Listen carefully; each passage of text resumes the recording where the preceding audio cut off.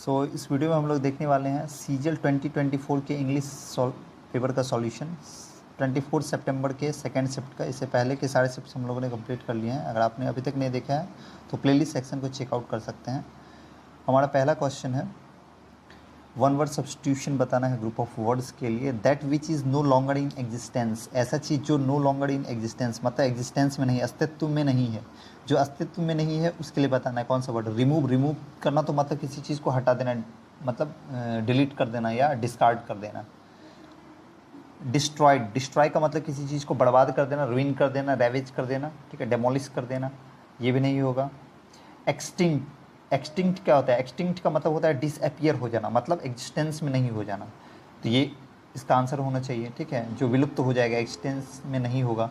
Vanish का मतलब क्या होता है? वेनिश का मतलब होता है गायब हो जाना, मतलब अचानक से गायब हो जाना। एक्सटिंक्ट भी एक तरह से गायब ही हो जाना होता है, लेकिन ये धीरे धीरे संख्याओं में क्या होते हैं, नंबर्स में कमी आती है, ठीक है, डिक्रीज होता है धीरे धीरे नंबर, और फिर वो एग्जिस्टेंस में नहीं होता है, इसलिए उसे एक्सटिंक्ट बोलते हैं, ठीक है। जिसका मतलब होता है विलुप्त हो जाना या लुप्त हो जाना। इसका मतलब क्या होता है? विलुप्त होना या लुप्त होना, ठीक है। और ये वेनिश का मतलब होता है गायब हो जाना, मतलब अचानक से पूरा ही मतलब फेड अवे हो जाना, डिसिपेट हो जाना। नेक्स्ट क्या है? नेक्स्ट फिर से one word substitution group of words के लिए, dealing with things in a practical and sensible way. किसी भी चीज़ से इसे कैसे डील करना? प्रैक्टिकल वे में, व्यवहारिक तरीके से, और सेंसिबल, सोच समझ कर। तो सिनिक का तो मतलब होता है किसी की के बारे में जो है आलोचना करना, क्रिटिसाइज करना, किसी को सेंस्योर करना, ठीक है। तो सिनिक कौन होगा? जो किसी को सेंस्योर करेगा। मिसएंथ्रोपिस्ट उसे बोल सकते हैं। सेप्टिक क्या होता है? सेप्टिक होता है जो किसी चीज़ पे जो है ट्रस्ट नहीं करता हो, अनबिलीवर हो, ठीक है, मिसट्रस्टफुल हो, सस्पिशियस हो, तो वो सेप्टिक होगा। स्टोइक होता है वैरागी, मतलब जो क्या होता है, तपस्वी होता है, रिक्लूज उसे बोलते हैं, एस्थेटिक बोलते हैं। प्रैग्मेटिक इसका सही आंसर होना चाहिए। प्रैग्मेटिक का मतलब क्या होता है? व्यवहारिक। प्रैग्मेटिक का मतलब क्या होता है? व्यवहारिक, मतलब रीजनेबल जो हो, क्या हो? जो रीजनेबल हो, ठीक है, जो सोच समझ के करता हो काम, जो सेंसिबल हो, रीजनेबल हो, ठीक है, या जुडिशियस हो। तो ये क्या हो जाएगा आंसर? प्रैग्मेटिक। दूसरा है, मीनिंग बताना है अंडरलाइन इडियम्स के लिए। Gift of the gap, gift of the gap का मतलब क्या होता है? ए टैलेंट फॉर स्पीकिंग, यहाँ दिया गया ए टैलेंट फॉर स्पीकिंग, मतलब बोलने की में जो है, स्पीकिंग में, ठीक है, टैलेंट होना, बोलने में तेज़ तर्रार, ऐसा बोल सकते हैं, ठीक है, बोलने में तेज़ तर्रार या फ्लुएंट होना, ठीक है, बोलने में। तो टैलेंट फॉर स्पीकिंग इसका मतलब होता है। ऑब्ड्यूरेट, ऑब्ड्यूरेट का मतलब क्या होता है? जिद्दी। ऑब्ड्यूरेट का मतलब होता है जिद्दी या हठी, जिद्दी या हठी। इसके लिए वर्ड होता है ऑब्स्टिनेट, स्टबॉर्न, डॉग्ड, ये सब इसके लिए सिनोनिम्स बोल सकते हैं। तो एप्रोप्रिएट मीनिंग ही पूछ रहा है, मतलब सिनोनिम्स पूछ रहे हैं। एमिएबल, एमिएबल का मतलब होता है फ्रेंडली, जो मिलनसार हो, ठीक है, लोगों के साथ क्या हो? मिलनसार हो, जो प्यारा हो, एफेबल हो।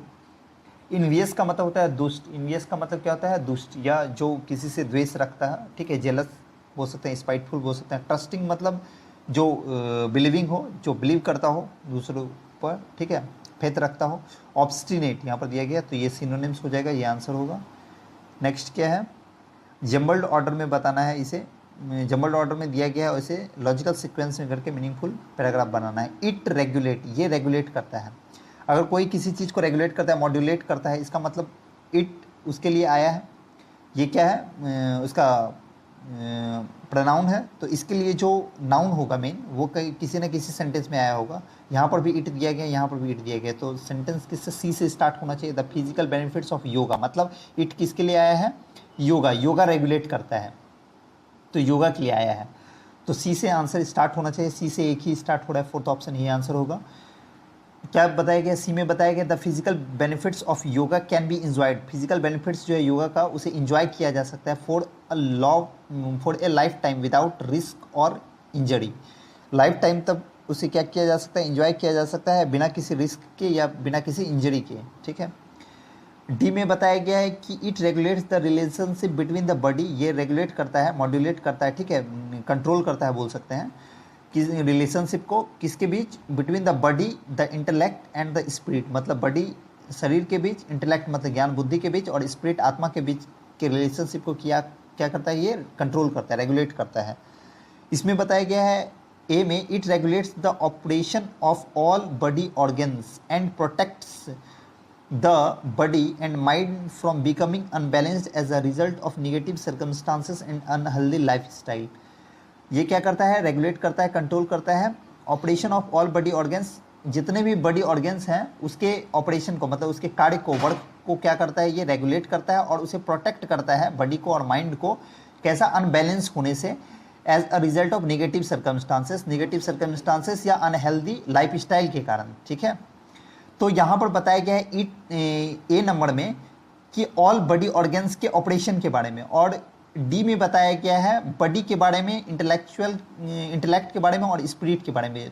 तो डी में बॉडी को इंट्रोड्यूस किया गया है और ए में बॉडी के ऑल ऑर्गन्स के बारे में बताया गया है। तो पहले हम किसी को इंट्रोड्यूस करेंगे तब उसके डेप्थ में जाएंगे, तो इसलिए डी पहले आना चाहिए, ए बाद में आना चाहिए। तो डी ए भी एक लिंक है, डी ए भी इसमें आपको लिंक दिख रहा है, डी ए और किसी में लिंक है, हाँ फर्स्ट में लिंक है, लेकिन ये तो स्टार्ट ही नहीं हो सकता है डी से। और बी जो है पहले आएगा, क्योंकि सी भी लिंक होगा। कैसे, क्योंकि बताया गया इसमें योगा को यहाँ पर इंट्रोड्यूस किया गया सी में, और बी में बताया गया इट ओनली रिक्वायर्स, योगा में सिर्फ रिक्वायर्ड होता है, ज़रूरत होता है फ्रिक्वेंट प्रैक्टिस का, प्रॉपर बॉडी मोशन के साथ और ब्रीदिंग टेक्निक्स को का जो है फ्रिक्वेंट प्रैक्टिस होना चाहिए, ये बताया गया है योगा करने के लिए। तो सी के बाद बी भी एक क्या है, लिंक है, इसलिए आंसर क्या हो जाना चाहिए, फोर्थ ऑप्शन, ठीक है। नेक्स्ट देखते हैं, इसमें क्या पूछा गया है, एंटोनिम्स बताना है हमें। फोमेंट का मतलब क्या होता है, किसी को प्रोवोक करना, किसी चीज़ के लिए प्रोवोक करना, किसी को इवोक करना, किसी को इंसाइट करना, किसी को एग्रेवेट करना, किसी को इंड्यूस करना, ठीक है, ये सारे ही सिनोनिम्स हो जाएंगे। इसका मतलब क्या होता है, भड़काना, किसी को उत्तेजित करना, किसी काम को करने के लिए, ठीक है, भड़काना, उत्तेजित करना किसी को। तो सेपरेशन क्या हो जाएगा, अलगाव, ये तो अलगाव हो जाएगा। सेपरेशन मतलब क्या होता है, किसी चीज़ का आइसोलेशन, ठीक है, तो ये तो हो नहीं सकता। प्रॉक्सिमिटी क्या होता है, प्रॉक्सिमिटी मतलब होता है क्लोजनेस या नियरनेस, ठीक है। जक्स्टापोजिशन एक वर्ड आपने पढ़ा होगा जिसका मतलब होता है नियर, ठीक है, तो प्रॉक्सिमिटी जक्स्टापोजिशन बोल सकते हैं, नियरनेस किसी चीज़ का निकटता।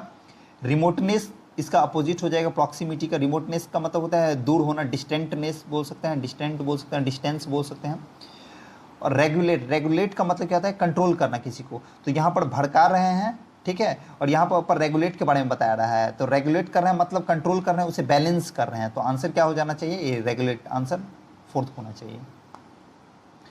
नेक्स्ट क्या है, इनकरेक्टली स्पेल्ड वर्ड पूछा जा रहा है, अग्री कर रहे हैं, इसका मतलब क्या कर रहे हैं हम, किसी चीज़ से मतलब अलाउ कर रहे हैं, ग्रांट कर रहे हैं, किसी चीज़ को एडमिट कर रहे हैं। अटेम्प्ट ATTEMPT होता है, अटेम्प्ट का स्पेलिंग गलत है, ATTEMPT। अटेम्प्ट का मतलब क्या होता है, प्रयास करना, ट्राई करना, प्रयास करना या कोशिश करना, ट्राई करना। तो ये आंसर हो जाएगा। एडमिट का मतलब स्वीकार करना, यही है। अग्री का सिनोनिम्स है यहाँ पर दिया गया। गिल्टी मतलब किसी चीज़ के लिए दोषी होना किसी का, ठीक है, कल्पेबल होना, ऑफेंडर होना किसी चीज़ का। नेक्स्ट क्या है, सिनोनिम्स बताना है अंडरलाइन वर्ड के लिए। इंडिस्पेंसेबल का मतलब क्या होता है, अनिवार्य होना। इंडिस्पेंसेबल का मतलब क्या होता है, अनिवार्य। जो मैंडेटरी होता है, क्या होता है, मैंडेटरी, ठीक है। नेसेसरी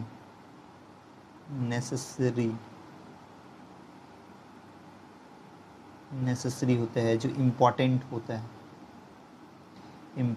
होता है, कंपल्सरी होता है, ठीक है। तो इसके लिए सिनोनिम्स बताना, इसेंशियल, यही हो जाएगा। इसेंशियल का भी मतलब क्या होता है, अनिवार्य होना। मोटिवेशनल है अगर कोई चीज़, इसका मतलब वो क्या है, आपको मतलब किसी चीज़ के लिए इंस्पायर कर रहा है। इंस्पिरेशनल है, इंकरेज कर रहा है, ठीक है। एक्साइटिंग है, एक्साइट कर रहा है आपको। ऑप्शनल है, इसका मतलब वो क्या है, सेलेक्टिव है, मतलब ऑप्शन है, विकल्प है, आप उसे चुन भी सकते हैं, नहीं भी चुन सकते हैं, ऑप्शन है, ठीक है। सेलेक्टिव है वो चीज़ें। फंक्शनल है, मतलब फंक्शन कर रहा है, मतलब काम कर रहा है, वो ऑपरेशनल है या प्रैक्टिकल है। तो आंसर क्या हो जाएगा, इसेंशियल। नेक्स्ट है एक्टिव वॉइस में इसे एक्सप्रेस करना है, ही वॉज गिवन दिया गया है, इसका मतलब क्या वर्ब टू आना चाहिए। वर्ब टू कहाँ पर दिया गया है, ही वॉज रिवार्डेड यहाँ पर दिया गया, ये नहीं होगा। रिवार्डेड बाय यहाँ पर दिया गया, ये तो हो ही नहीं सकता। गैव यहाँ पर वर्ब टू में दिया गया है, तो ये आंसर हो जाएगा। ये है सिनोनिम्स बताना है। कैस्केड, कैस्केड का मतलब होता है झरना। कैस्केड का मतलब क्या होता है, झरना, वाटरफॉल, वाटरफॉल,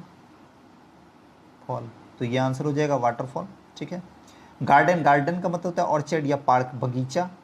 आर्केड का मतलब क्या होता है, आर्केड का मतलब होता है जो पैसेज वे होता है, ठीक है, या बोल सकते हैं जो मतलब छोटा रास्ता होता है जो, ठीक है, स्ट्रीट बोल सकते हैं, जो जिसके दोनों ही साइड क्या हो, पेड़ हो लगा हुआ, वो वैसा पैसेज वे आर्केड कहलाता है। क्रिटिसाइज करना मतलब किसी का क्या करना, आलोचना करना, निंदा करना, कंडेम करना, सेंस्योर करना उसे। नेक्स्ट क्या है, एरर हमें ढूंढना है। Deepak is studying BTech at IIT Delhi to become the engineer. Deepak is studying BTech at IIT Delhi to become the engineer. यहाँ पर दीपक स्टडी कर रहा है बीटेक, यहाँ तक कोई भी प्रॉब्लम नहीं। कहाँ पर, IIT दिल्ली में, यहाँ तक भी कोई दिक्कत नहीं है। टू बिकम, टू के बाद भरबोना आता है, ये भी सही है। To become an engineer, the नहीं, एन इंजीनियर। इंजीनियर ई से स्टार्ट हो रहा है वॉवेल से, इसके पहले एन का एन आर्टिकल आना चाहिए, द नहीं, क्योंकि द डेफिनेट आर्टिकल होता है, तो यहाँ पर एन आर्टिकल हो, एन इंजीनियर होना चाहिए। नेक्स्ट क्या है, पेसिव वॉइस में इसे बताना है। We have to say little in this matter. We have to say दिया गया है, तो हैव टू बी सेड होना चाहिए, या हैज़ टू बी सेड कहाँ पर लिखा हुआ है, और लिटिल दिया गया तो लिटिल आंसर आ जाएगा आगे, सॉरी ऑब्जेक्ट जो है सब्जेक्ट बन जाएगा। तो लिटिल यहाँ पर है, लिटिल यहाँ पर हैड दिया गया, ये नहीं हो सकता। यहाँ पर तो इज़ दिया गया, ये भी नहीं हो सकता। मस्ट दिया गया, नहीं हो सकता। हैज़ टू बी सेड यहाँ पर दिया गया है, ये आंसर होगा। नेक्स्ट है, फोर्थ पार्ट में डिवाइड किया गया है, और article which is the article has been used incorrectly. अच्छा, आर्टिकल का यूज़ यहाँ पर इनकरेक्टली किया गया है, तो आर्टिकल कहीं पर आपको दिख नहीं रहा होगा। आर्टिकल एक ही जगह आपको ए दिख रहा है और हैवीएस्ट दिख रहा है, तो सुपरलेटिव डिग्री के पहले आर्टिकल द का यूज़ किया जाता है, तो द हैवीएस्ट होना चाहिए। इज़ अ हैवीएस्ट नहीं, इज़ द हैवीएस्ट होना चाहिए। क्या है, सब्स्टिट्यूट करना है अंडरलाइन सेगमेंट को। Straighten up and fly, straighten up का मतलब क्या होता है, इसे ऐसे याद कर सकते हैं आप, ये एक इडियम्स है। स्ट्रेटन अप, स्ट्रेट करना मतलब क्या होता है, सीधा होना, मतलब अपने बिहेवियर को ठीक करना। सीधा करना मतलब क्या है, ठीक करना। एंड फ्लाई राइट, राइट का मतलब सही तरीके से, फ्लाई का मतलब चलना। अपने बिहेवियर को सही तरीके से करना और फिर सही से उस पर काम करना, ठीक है, उसको सुधारना अपने व्यवहार को, सीधा सीधा ये समझ सकते हैं। तो कहाँ पर दिया गया है, फॉरगेट करना, फॉरगेट करने का यहाँ पर कोई भी बात नहीं है। फ्लाइंग एयरक्राफ्ट का भी कोई बात नहीं है यहाँ पर। रिमेंबर भी नहीं करना, इम्प्रूव करना है, और एब्सर्ड बिहेवियर को इम्प्रूव करना है और उस पर एक्ट करना है, उस पर काम करना है सीरियसली, तो ये आंसर हो जाएगा। इसे हिंदी में हम क्या लिख सकते हैं, अपने व्यवहार को सुधारना, अपने व्यवहार को सुधारना, ठीक है, अपने बिहेवियर को सुधारना, इम्प्रूव करना। नेक्स्ट क्या है, स्पेलिंग, करेक्ट स्पेलिंग चूज करना है, फिल इन द ब्लैंक्स के लिए। सॉवरेनिटी का स्पेलिंग क्या होगा, SOVE कहाँ पर दिया गया, ये तो यू वाला हो नहीं सकता। SOVERE, ये भी नहीं होगा।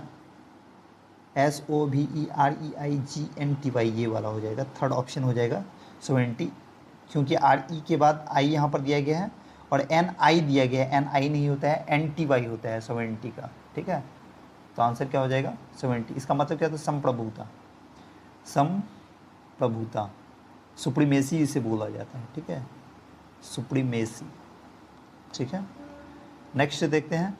नेक्स्ट है एंटोनिम्स बताना है। हॉस्टाइल, हॉस्टाइल का मतलब क्या था, हॉस्टाइल का मतलब होता है शत्रुता, शत्रुता। अनफ्रेंडली जो होते हैं, अनफ्रेंडली,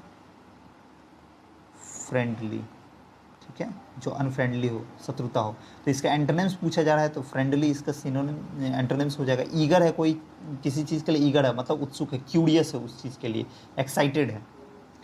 इनकोहेरेंट है, इनकोहेरेंट मतलब असंगत होता है, मतलब क्या है, वो लॉजिकल नहीं है, इलॉजिकल है, या अनसुटेबल है। क्या है, अनसुटेबल है, ठीक है, अनसुटेबल है, इररिलेवेंट चीज़ें हैं। डाउटफुल मतलब सस्पिशियस होना, ठीक है, संदेह होना, किसी चीज़ पे शक होना। नेक्स्ट है सब्स्टिट्यूट करना है अंडरलाइन सेगमेंट को, not only helped her by, इसे पूरा पढ़ना होगा। I had not only helped हर, मैंने ना केवल उसे हेल्प किया बाय गिविंग हिंट्स, में मतलब हिंट्स देकर, but also with providing her links, बल्कि उसे लिंक भी प्रोवाइड किया।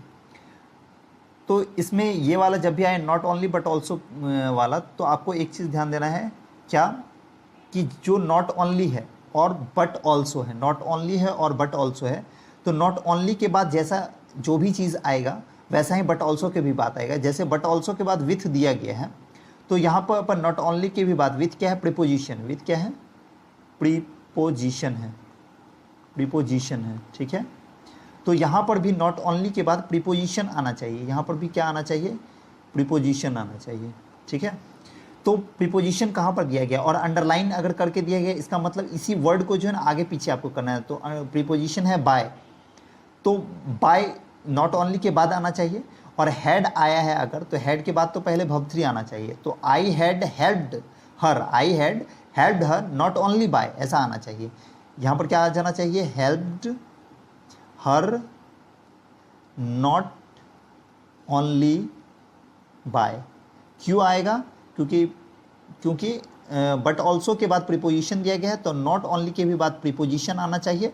और हेल्प्ड हर इसलिए आएगा क्योंकि हेड दिया गया है, तो हेड के बाद वर्ब 3 आना चाहिए। कहाँ पर दिया गया, helped her not only by, helped her not only by, यहाँ पर दिया गया थर्ड ऑप्शन में, तो ये आंसर होगा। नेक्स्ट कहाँ दिया गया है, सब्स्टिट्यूट करना है अंडरलाइन सेगमेंट को, हैव अ ग्रेट, इसे देखना होगा। Positive self talk have a great effect on one's self worth. Positive self talk मतलब सकारात्मक पॉजिटिव चीज़ें, और सेल्फ टॉक मतलब खुद से बातें। तो जो सेल्फ टॉक है, टॉक को क्या गिन सकते हैं, नहीं गिन सकते हैं, तो ये क्या है, अनकाउंटेबल है, अनकाउंटेबल है, इसलिए हैव का यूज़ नहीं, हैज़ का यूज़ किया जाना चाहिए। और अ ग्रेट इफेक्ट तो सही है, has a great effect, effect ही होना चाहिए, इफेक्ट नहीं होना चाहिए, has a great effect. Effect क्योंकि कि यहाँ पर क्या है, हैज़ अ ग्रेट, ग्रेट क्या है, एडजेक्टिव है, ग्रेट क्या है यहाँ पर, एडजेक्टिव है, और एडजेक्टिव किसे मॉडिफाई करता है, नाउन को मॉडिफाई करता है। तो यहाँ पर नाउन चाहिए, और इफेक्ट क्या हो जाता है, सॉरी, एक मिनट, मैंने गलत टिक आउट किया है। हाँ, आंसर कौन सा हो जाना चाहिए, ये इफेक्ट होना चाहिए, ये वाला, सॉरी एक मिनट, कौन सा हो जाना चाहिए, इफेक्ट होना चाहिए, थर्ड नंबर ऑप्शन होना चाहिए। क्योंकि इफेक्ट क्या होता है, इफेक्ट होता है प्रभावित करना, मतलब नाउ ये भर्ब होता है, ये क्या है, भर्ब है, और हमें क्या चाहिए, नाउन। तो इफेक्ट क्या है, नाउन, ठीक है। तो आंसर क्या हो जाएगा, ये वाला थर्ड ऑप्शन आंसर हो जाएगा, इफेक्ट, क्योंकि हमें नाउन चाहिए उसके बाद। यहाँ पर इफेक्ट दिया गया, ये भी गलत है, और हैव का यूज़ भी गलत था, हैज़ होना चाहिए वहाँ। नेक्स्ट देखते हैं, नेक्स्ट क्या है, वन वर्ड सब्स्टिट्यूशन बताना है ग्रुप ऑफ वर्ड्स के लिए। Anything pertaining two cats, pertaining का मतलब क्या था, संबंधित होना। तो कोई भी चीज़ जो रिलेटेड है, ठीक है, संबंधित है किससे, कैट से रिलेटेड है। तो जो कैट से रिलेटेड होता है उसे कैनाइन बोलते हैं, उसे क्या बोलते हैं, कैनाइन, ठीक है। जो कैट से संबंधित हो, बिल्लियों से संबंधित हो, उसे कैनाइन बोलते हैं। तो बोवाइन किसे बोलते हैं, बोवाइन बोलते हैं जो काव से रिलेटेड हो, जो काव से रिलेटेड होगा उसे बोवाइन बोलते हैं।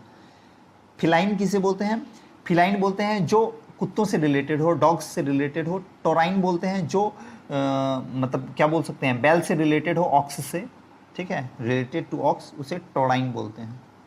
नेक्स्ट देखते हैं, नेक्स्ट है एप्रोप्रिएट ऑप्शन ढूंढना फिल इन द ब्लैंक्स के लिए।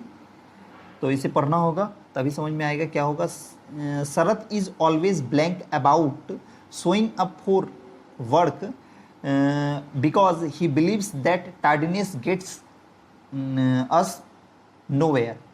शरत इज ऑलवेज ब्लैंक, शरत जो है हमेशा ब्लैंक है, किस चीज़ के बारे में, अबाउट, अबाउट का मतलब किस चीज़ के बारे में वो ब्लैंक है।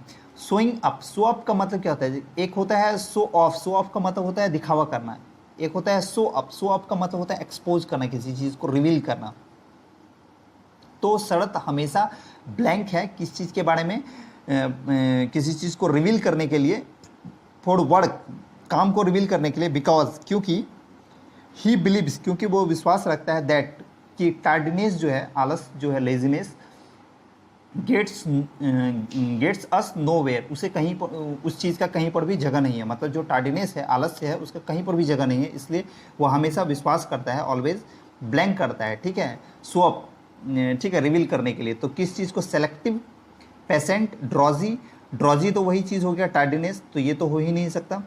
पेशेंट होना, धैर्यवान होना, सेलेक्टिव होना या पंक्चुअल होना।